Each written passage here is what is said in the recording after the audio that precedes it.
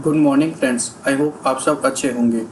आपका स्वागत है आपके अपने YouTube channel current affairs for exam में।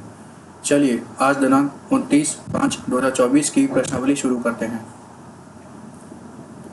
निम्नलिखित में से किसे हाल ही में पिएरे एंजिनेक्स ट्रिब्यूट पुरस्कार से सम्मानित किया गया है? संतोष शिवन, पीटर क्रिस्टोफर डॉयल, इनमें से कोई भी नहीं। इसका सही जवाब है संतोष शिवन। हाल ही में संतोष शिवन को पिएरे एंजिनेक्स ट्रिब्यूट पुरस्कार से सम्मानित किया गया है। चलिए अगले प्रश्न पर आते हैं। निम्नलिखित में से किसे CERC सदस्य के रूप में नियुक्त किया गया है? RK सिंह, रमेश बाबू, अरविंद कुमार, गोपाल श्रीवास्तव। इसका सही जवाब है रमेश बाबू।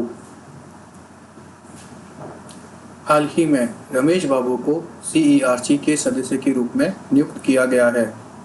CERC का फुल फॉर्म है सेंट्रल इलेक्ट्रिसिटी रेगुलेटरी कमीशन, केंद्रीय विद्युत नियामक आयोग। केंद्रीय विद्युत नियामक आयोग की स्थापना भारत सरकार द्वारा विद्युत नियामक आयोग अधिनियम 1998 के प्रावधानों के तहत की गई थी।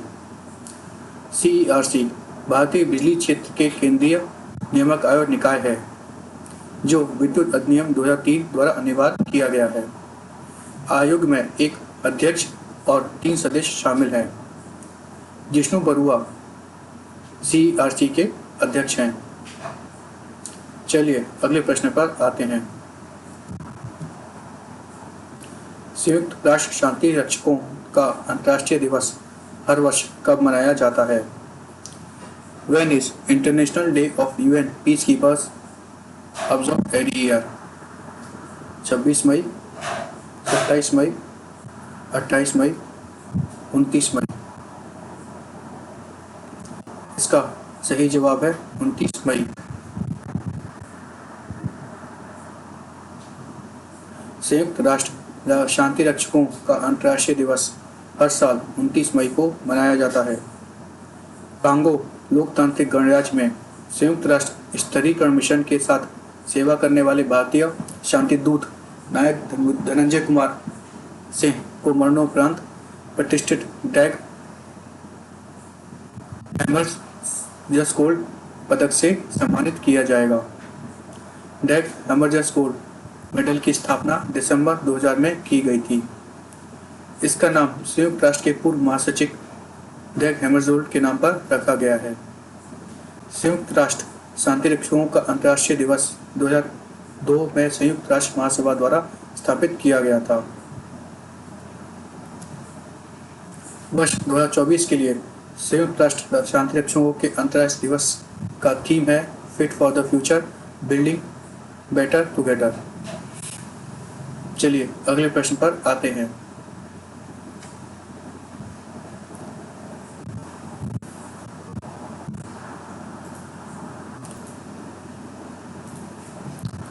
अल्लामा हलीना को निम्नलिखित में से किस देश का प्रधानमंत्री नियुक्त किया गया है? लीबिया, चाड, सूडान, कैमरून। इसका सही जवाब है चाड।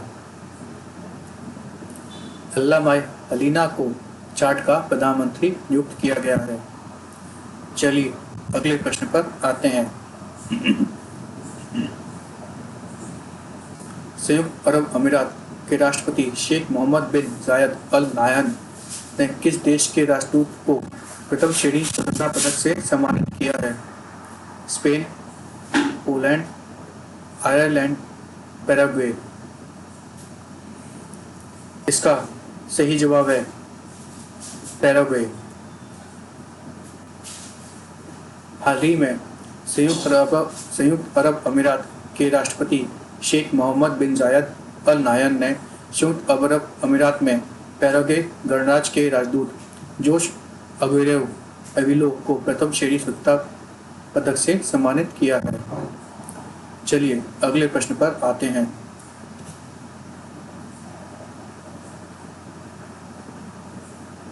सांख्यिकी और कार्यक्रम कार्यान्वयन मंत्रालय ministry of statistics and programme की हालिया आवधिक श्रम बल सर्वेक्षण रिपोर्ट के अनुसार निम्नलिखित में से किस राज्य में युवा बेरोजगारी दर सबसे अधिक है?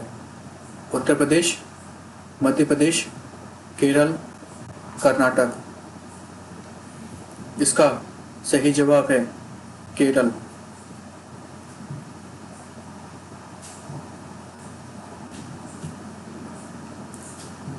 सांख्यिकी और कार्यक्रम कार्यान्वयन मंत्रालय की हालिया आवधिक श्रम बल सर्वेक्षण रिपोर्ट के अनुसार केरल में युवा बेरोजगारी दर सबसे अधिक है।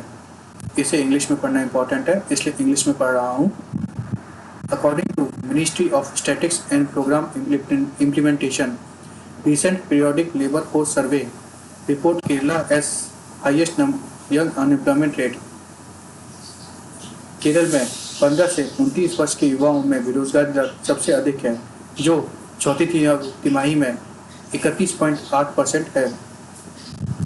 फाइनेंशियल ईयर 2024 में की चौथी तिमाही में 15 से 29 वर्ष की आयु वालों की सबसे कम बेरोजगारी दर दिल्ली में है।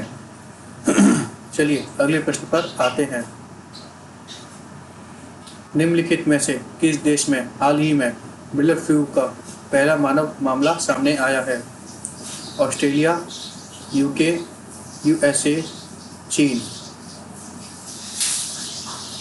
इसका सही जवाब है ऑस्ट्रेलिया। हाल ही में ऑस्ट्रेलिया में बर्ड फ्लू का पहला मानव मामला सामने आया है। एवियन इन्फ्लुएंजा, जिसे बर्ड फ्लू भी कहा जाता है, एक वायरस है जो कई प्रकार के पक्षियों को प्रभावित करता है। चलिए अगले प्रश्न पर आते हैं।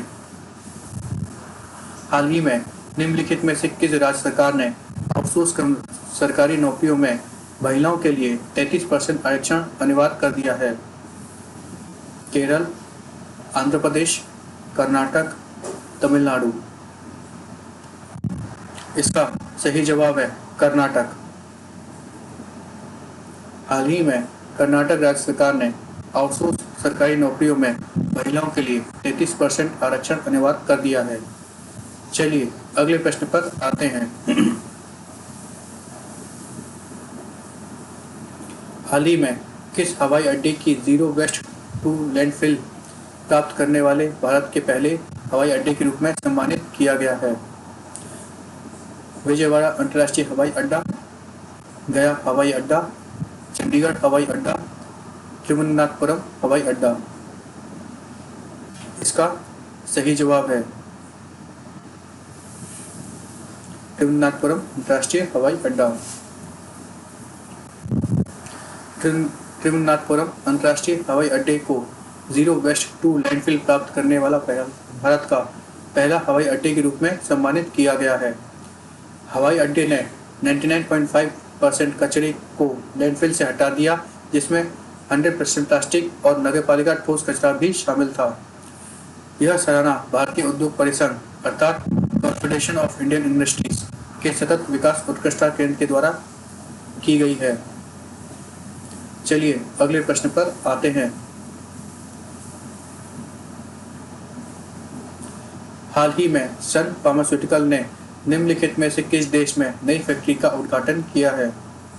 बांग्लादेश, म्यांमार, भूटान, श्रीलंका। इसका सही जवाब है बांग्लादेश। हाल ही में सन फार्मास्यूटिकल ने बांग्लादेश में नई फैक्ट्री का उद्घाटन किया है। फ्रेंड्स, आज का सेशन यहीं समाप्त होता है। आपको हमारा सेशन कैसा लगा कमेंट करके बताइएगा तथा लाइक एवं सब्सक्राइब अवश्य कीजिएगा। धन्यवाद।